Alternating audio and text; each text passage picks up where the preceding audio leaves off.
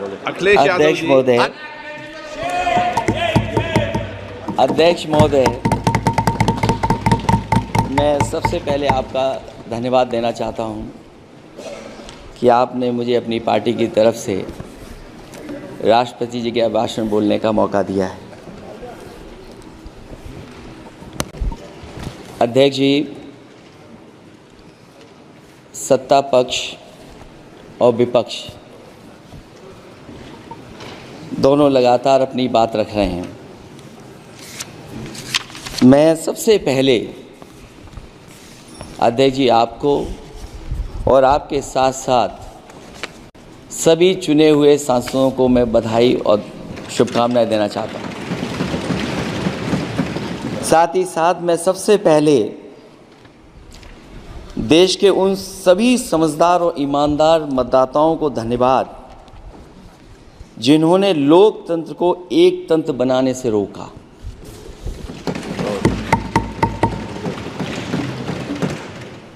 चुनाव के समय पर अध्यक्ष जी ऐसा कहा गया कि 400 पार। मैं समझदार जनता को फिर एक बार धन्यवाद दूंगा और मैं कुछ कहना चाहता हूं कि आवाम ने तोड़ दिया हुकूमत का गुरूर, दरबार तो लगा है पड़ा गमगीन में बेनूर है पर। अध्यक्ष महोदय, दरबार तो लगा है पर बड़ा गमगीन बेनूर है। और पहली बार ऐसा लग रहा है हारी हुई सरकार विराजमान है। जनता कह रही है चलने वाली नहीं सरकार।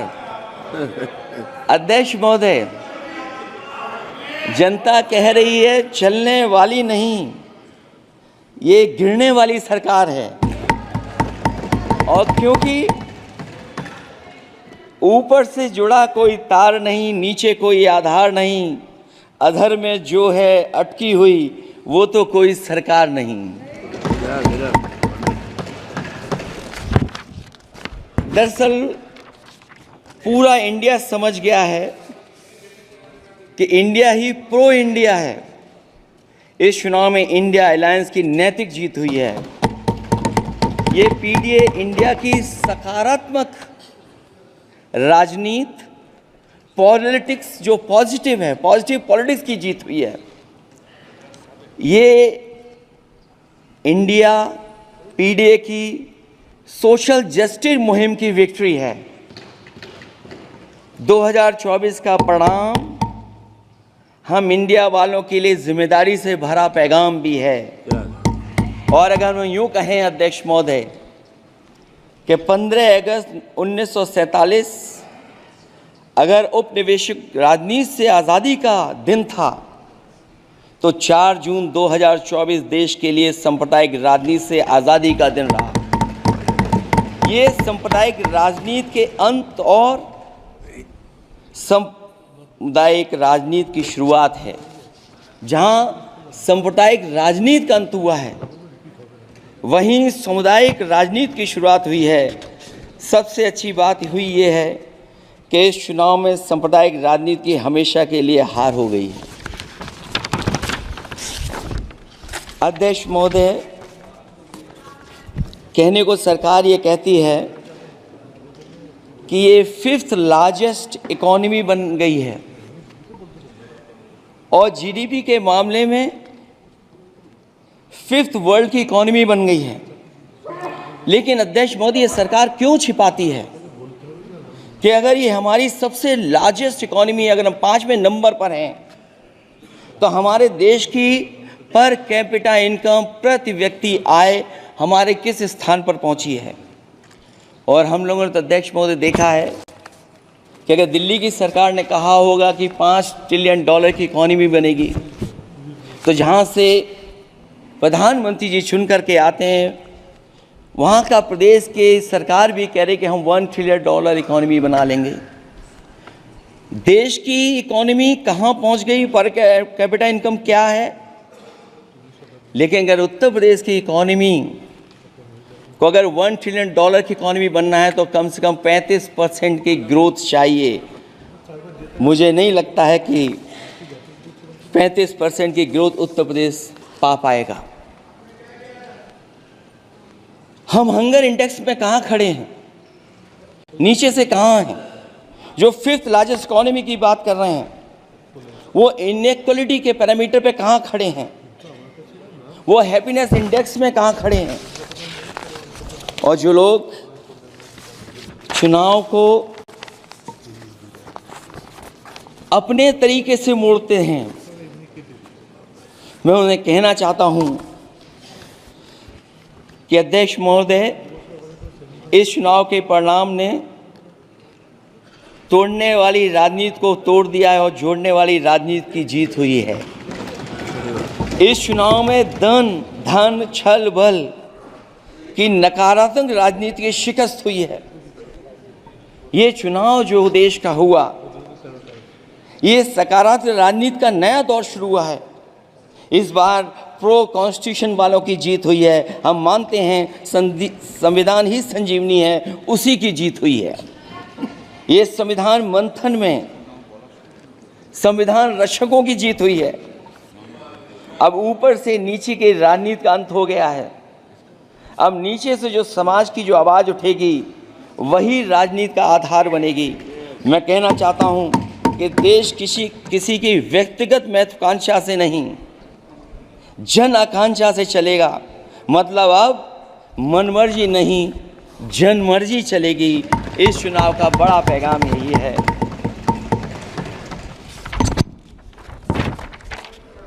अध्यक्ष महोदय, बहुत सी बातें हुई हैं। अगर उत्तर प्रदेश की बात न हो, क्योंकि अध्यक्ष महोदय सबसे बड़ा प्रदेश जहाँ है, उसने हर बार दूसरे दल को समर्थन देकर के सरकार बनाई। मैं उन्हीं लोगों से कहना चाहता हूँ कि लोग क्यूटो की फोटो लेकर बनारस की गलियों से लेकर के गंगा जी तक ढूंढ रहे हैं। उनको लगता है जिस दिन माँ गंगा साफ हो जाएंगी, शायद उस दिन कहीं क्यूटो उसकी गोद में कहीं मिल जाएगा। बनारसी लोग चाहते हैं कि कोई गंगा जी के भी तल में उतरकर उसका दर्द भी जाने। उत्तर प्रदेश की जनता का बस यही आग्रह है कि जिस गंगा जल को हाथ में लेकर सच कहने की कसम खाई जाती है, कम से कम उस गंगा जल से तो झूठ ना बोला जाए।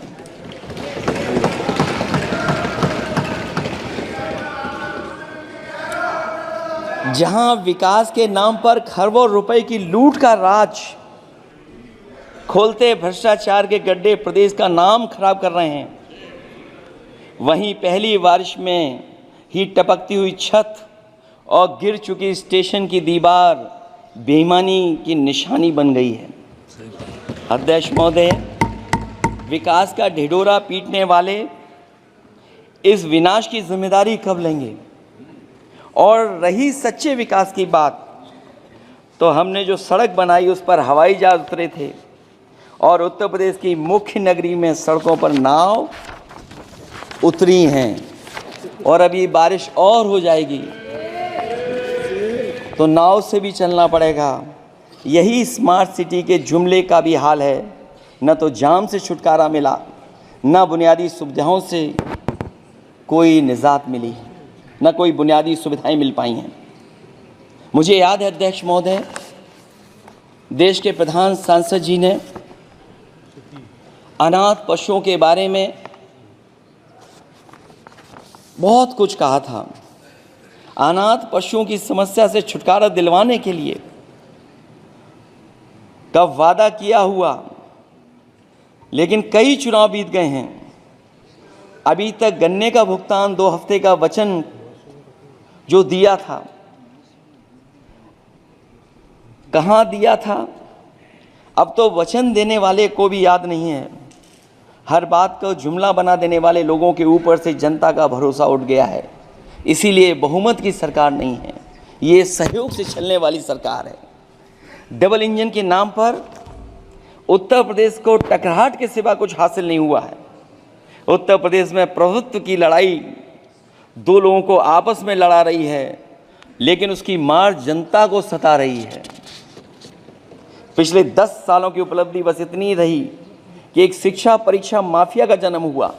अध्यक्ष महोदय, जिस समय चुनाव में थे और उत्तर प्रदेश में वो हालात देखे हैं कि नौजवान जब भी तैयारी कर कर के जाता था और परीक्षा दे करके लौटता था तो उसको पता लगता था कि पेपर लीक हो गया।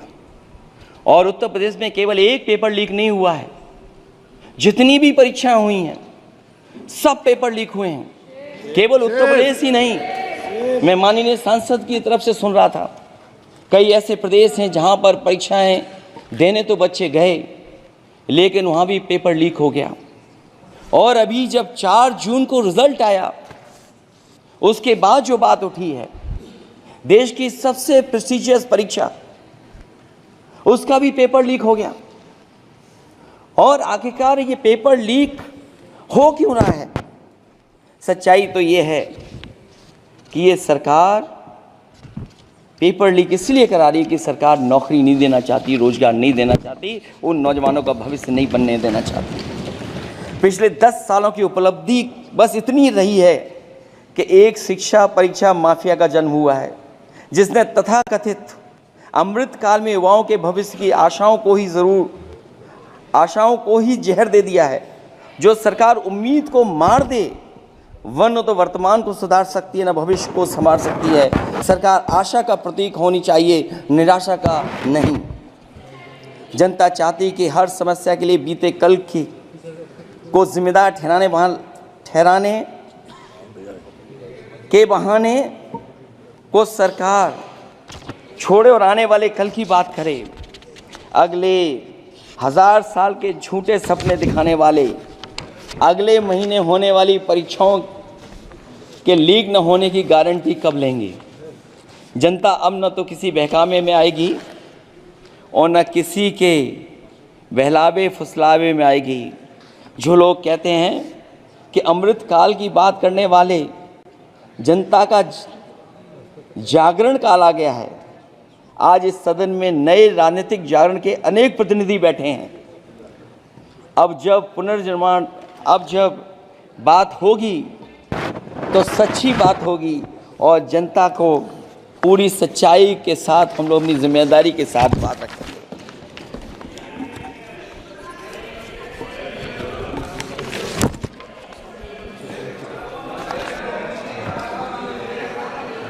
अध्यक्ष महोदय, एक जीत और हुई है, एक जीत और अध्यक्ष महोदय हुई है। मैं जानता हूं सत्ता पक्ष बैठे वाले लोग समझ गए होंगे। अयोध्या की जीत भारत के परिपक्व मतदाता की लोकतांत्रिक समझ की जीत है। और हम तो अध्यक्ष महोदय यही सुनते आए हैं, होए वही जो राम रची राखा, यह है उसका फैसला। अध्यक्ष महोदय, होई वही जो राम रची राखा, यह है उसका फैसला, जिसकी लाठी में नहीं होती आवाज। जो करते थे किसी को लाने का दावा, वो हैं खुद किसी के सहारे के लाचार।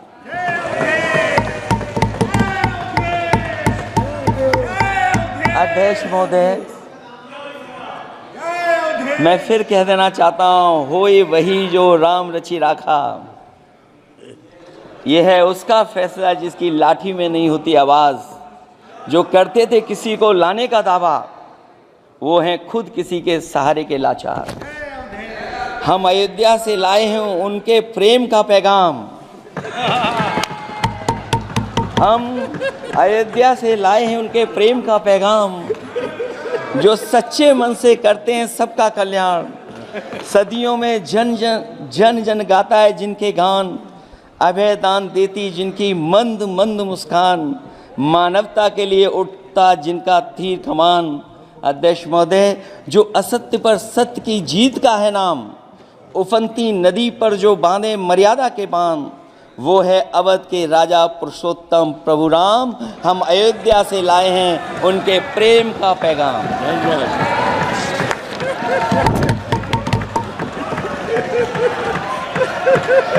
अध्यक्ष महोदय,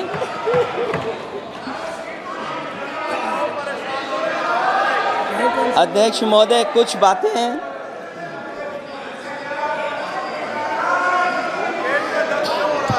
अध्यक्ष महोदय, कुछ बातें समय और काल से परे होती हैं, इसलिए आज यहाँ उत्तर प्रदेश के सदन में पढ़ा गया एक शेर याद आ गया, जो तब सही था, अब और सही साबित हो रहा है। इजाजत हो अध्यक्ष जी तो मैं अर्ज करूं। हजूरे आला आज तक खामोश बैठे इसी गम में, हजूरे आला आज तक खामोश बैठे हैं इसी गम में, महफिल लूट ले गया कोई जबकि सजाई हमने। योगी जी के लिए, योगी जी के लिए।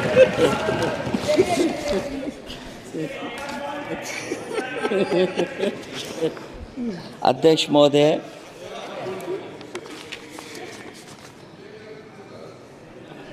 मैं मॉडल ऑफ कंडक्ट जब चुनाव हुआ, लागू हुआ, उस समय मैंने देखा कि कुछ लोगों पर मेहरबान रही सरकार और कमीशन भी। कई मैं बहुत डिटेल में नहीं जाना चाहता हूं अध्यक्ष महोदय, लेकिन कहीं ना कहीं प्रश्न उस संस्था पे भी लगा है, और अगर उस संस्था पर प्रश्न लगा है तो लगाने वाली सरकार की वजह से लगा है।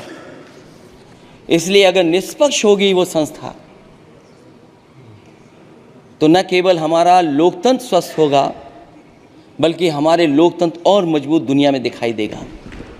अध्यक्ष महोदय, ईवीएम पे मुझे कल भी भरोसा नहीं था, आज भी नहीं भरोसा। मैं 80 के 80 सीट जीत जाऊं तब भी नहीं भरोसा। और मैंने अपने चुनाव में कहा था अध्यक्ष महोदय कि ईवीएम से जीत करके ईवीएम हटाने का काम करेंगे। न ईवीएम का मुद्दा मरा है, न जाएगा खत्म। जब तक ईवीएम नहीं हटेगी हम समाजवादी लोग उस बात पर अड़ग रहेंगे। उत्तर प्रदेश अध्यक्ष महोदय वो प्रदेश है जिसने सरकार बीजेपी की बनवाई, एक बार नहीं 2 बार बनवाई, और उसी उत्तर प्रदेश के साथ कितना बड़ा भेदभाव, उत्तर प्रदेश के साथ बड़ा भेदभाव। मुझे याद है वो दिन जब प्रधानमंत्री जी एयरफोर्स के सबसे भारी वाहन हवाई जहाज से उतरे थे सड़क पर। वो अलग बात है कि उस प्रदेश के मुख्यमंत्री उनके साथ नहीं बैठ पाए थे, लेकिन वो एक्सप्रेसवे जो बना था और आज भी जो उत्तर प्रदेश में बन रहे हैं वो उत्तर प्रदेश के बजट से बन रहे हैं। लेकिन दिल्ली की तरफ से कोई एक्सप्रेसवे अभी नहीं दिया गया है। न केवल इंफ्रास्ट्रक्चर में भेदभाव हुआ है, बल्कि हमें याद है कि प्रधानमंत्री जी ने बड़े पैमाने पे गांव गोद लिए थे। और सोचिए, अगर देश के प्रधान सांसद अगर किसी गांव को गोद ले लें और उस गांव की तस्वीर न बदले, तो शायद मैं नहीं समझता हूं कि किसी गांव की तस्वीर 10 साल में बदली होगी। मुझे वो गांव जिसको उन्होंने गोद लिया,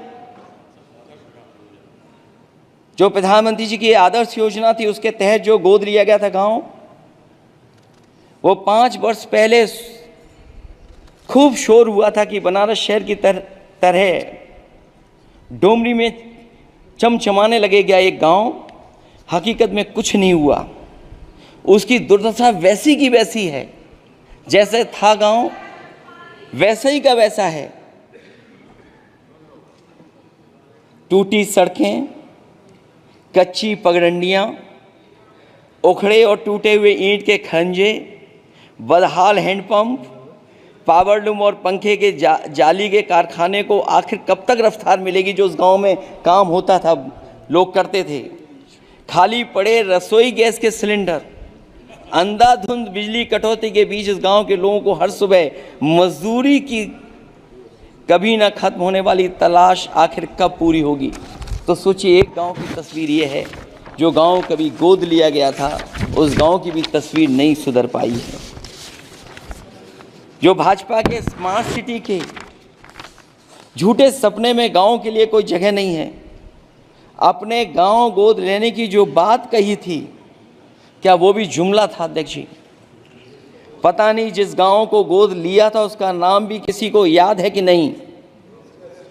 मैं नाम पूछ करके किसी को शर्मिंदा नहीं करूंगा, क्योंकि अगर नाम याद है तो ये तो और भी बुरी बात है कि अपने नाम याद रखने के बावजूद भी कुछ नहीं किया।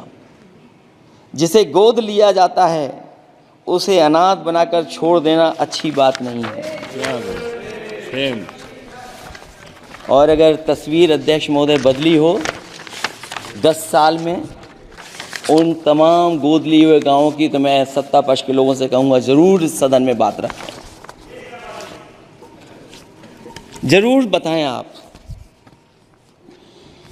जो बात कभी अध्यक्ष महोदय कास्ट सेंसस की उठी थी, हम उस कास्ट सेंसस के पक्ष में हैं कि बिना कास्ट सेंसस के सामाजिक न्याय संभव नहीं है। सबको हक दिला पाना मुश्किल है। अध्यक्ष महोदय, राष्ट्रपति जी के अभिभाषण में अग्निवीर को लेकर के जो चिंता विपक्ष की थी और देश के नौजवानों की थी, वो चिंता वैसी की वैसी बनी है। अध्यक्ष महोदय, मैं ये कहना चाहता हूँ, मैं खुद मिलिट्री स्कूल से पढ़ा हूँ। मेरे साथ के बहुत बड़े पैमाने पे लोग फौज में, मैंने समय समय पे जो मेरे साथ पढ़े जो सीनियर थे उनसे भी जानकारी हासिल की है। बड़े बड़े ऑफिसर से मैंने पूछा है, वो शायद आपको न बता पाएँ, लेकिन दबी जुबान में उन्होंने कहा है कि देश की सुरक्षा के साथ अग्निवीर जैसी व्यवस्था लागू करने से समझौता हो रहा है। अध्यक्ष महोदय, किसी भी देश की सबसे बड़ी प्राथमिकता अगर कोई है तो वो देश की सीमाओं की सुरक्षा है। अग्निवीर जैसी व्यवस्था से कभी संभव नहीं है। अध्यक्ष महोदय, हम अग्निवीर व्यवस्था को कभी स्वीकार नहीं कर सकते हैं। आज नहीं कल, कल नहीं बाद में, जब कभी भी सत्ता में इंडिया गठबंधन आएगा, अग्निवीर व्यवस्था हमेशा हमेशा के लिए खत्म हो जाएगी। अध्यक्ष महोदय, जिन्होंने कहा कि हम आय किसानों की दोगुनी कर देंगे, आज किसान पूरा देश का देख रहा है कि उसकी आय कहाँ दोगुनी हो गई। और जिस तरह महंगाई बढ़ी है, सरकार बताए कि महंगाई इस बढ़ने पे उसकी आय कितनी होनी चाहिए। और जो इंफ्रास्ट्रक्चर की बड़ी बड़ी बातें की गई थी कि एमएसपी लागू करने के लिए एग्रीकल्चर सेक्टर का इंफ्रास्ट्रक्चर तैयार होगा, लेकिन जहाँ तक मैंने उत्तर प्रदेश में देखा है, अगर इस सरकार में एक भी नई मंडी बनी हो तो मुझे सरकार बता दे। अध्यक्ष महोदय, जो इंफ्रास्ट्रक्चर एग्रीकल्चर सेक्टर में बनाने की बड़ी बात कही थी, अगर सरकार की तरफ से एक भी मंडी 10 साल में बनी हो तो ज़रूर सरकार बताए। जो सरकार मंडी नहीं बना सकती है उस पर एमएसपी का भरोसा कैसे कर सकते हैं? जिन्होंने एमएसपी का भरोसा दिलाया था। हम अध्यक्ष महोदय आपके माध्यम से यही कहेंगे कि जो राष्ट्रपति के अभिभाषण में लीगल गारंटी एमएसपी को मिलनी चाहिए थी, वो क्रॉप्स को नहीं मिली है। न केवल फसलों को मिले बल्कि हॉर्टिकल्चर क्रॉप्स को भी एमएसपी देने का फैसला हो, जिससे कि हमारा किसान खुशहाल हो सके। साथ ही साथ ओपीएस की बात अभिभाषण में नहीं आई है। ओल्ड पेंशन स्कीम लागू हो, जिससे हमारे तमाम सरकारी कर्मचारियों का भविष्य बन सके। और देश की एक बड़ी आबादी, जहाँ से मैं चुन करके आता हूँ, उत्तर प्रदेश, जहाँ बुनकर, न केवल उत्तर प्रदेश बल्कि देश के कोने कोने में बुनकर समाज के लोग बड़े पैमाने पर रह रहे हैं, लेकिन बुनकरों को जो सुविधाएं मिलनी चाहिए वो भी इस सरकार में नहीं मिल पा रही हैं। जो प्रदेश सरकारों ने कभी बुनकरों के लिए योजनाएं चलाई थीं, वो भी अध्यक्ष महोदय बंद कर दी हैं। मैं अंत में इतना ही कहना चाहूँगा कि इस सरकार ने नौजवानों को नौकरी नहीं दी है,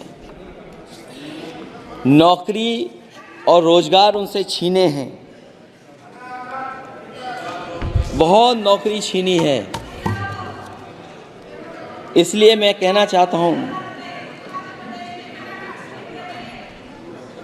अध्यक्ष जी,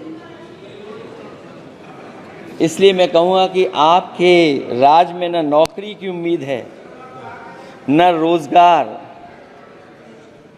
क्योंकि आपने छोटे कारोबारी तक को इतना छोटा बना दिया है कि न तो वो अपना पेट भर सकता है न किसी को नौकरी पर रख सकता है। जो कुछ पद निकलते भी हैं तो उन पर लेटरल एंट्री के नाम से पिछले दरवाजे से कुछ खास संगी साथियों को रख लिया जाता है। आरक्षण का हक नॉट फाउंड सुटेबल के नाम पर हड़पा जा रहा है। और अध्यक्ष महोदय, आरक्षण के साथ इतनी खिलवाड़ किसी सरकार ने नहीं की होगी जितनी खिलवाड़ इस सरकार ने की है। जहां सरकारी नौकरियां नहीं दी जा रही हैं, और सरकारी नौकरियां इसलिए नहीं दी जा रही हैं क्योंकि उन्हें आरक्षण देना पड़ेगा। जिस प्रदेश से मैं आता हूं वहाँ सबसे बड़े पैमाने पे नौजवान बेरोजगार है, और पिछले 10 साल में जो पेपर उन्होंने लीक कराए हैं वो इसीलिए कराए हैं क्योंकि नौकरी ना देनी पड़े, और अगर नौकरी देनी पड़ेगी तो उन्हें आरक्षण भी देना पड़ेगा। ये जानबूझ करके सरकार नौकरी और आरक्षण के साथ खिलवाड़ कर रही है।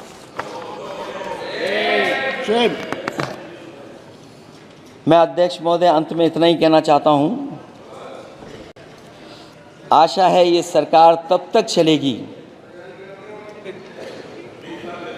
तब तक उसके केंद्र में इस देश का हर एक गरीब, शोषित, वंचित, पीड़ित, पिछड़ा, दलित, अल्पसंख्यक, आदिवासी, महिला, युवा, छोटा कारोबारी, ईमानदार, नौकरी पेशा, आम आदमी और कर्मचारी अधिकारी, मजदूर और किसान होगा, ना कि धनवान होगा। और शासन के आधार पर संविधान होगा। वह जुमलों की जगह सच में महंगाई, बेरोजगारी, भ्रष्टाचार, गरीबी, भुखमरी, सांप्रदायिक हिंसा, दलित व महिला उत्पीड़न, सामाजिक अन्याय जैसे मूलभूत मुद्दों का समाधान होगा। और भोजन, बिजली, पानी, दवाई, पढ़ाई जैसी बुनियादी ज़रूरतों के लिए कागजी योजनाओं की जगह सच में इंतज़ाम होगा।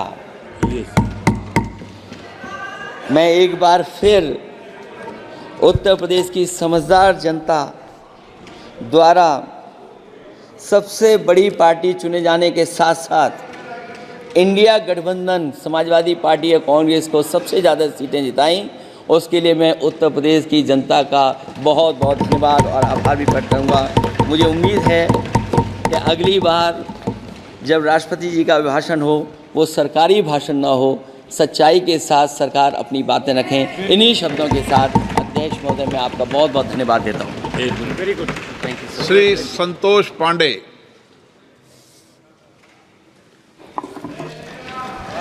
हंगामा टाइम्स की तमाम खबरों को देखने के लिए हंगामा टाइम्स को सब्सक्राइब कर लीजिए और बेल आइकन दबा लीजिए। अगर आपको ये वीडियो अच्छा लगा हो तो लाइक बटन प्रेस कर अपनी प्रतिक्रिया हमारे कमेंट बॉक्स में देना मत भूलें।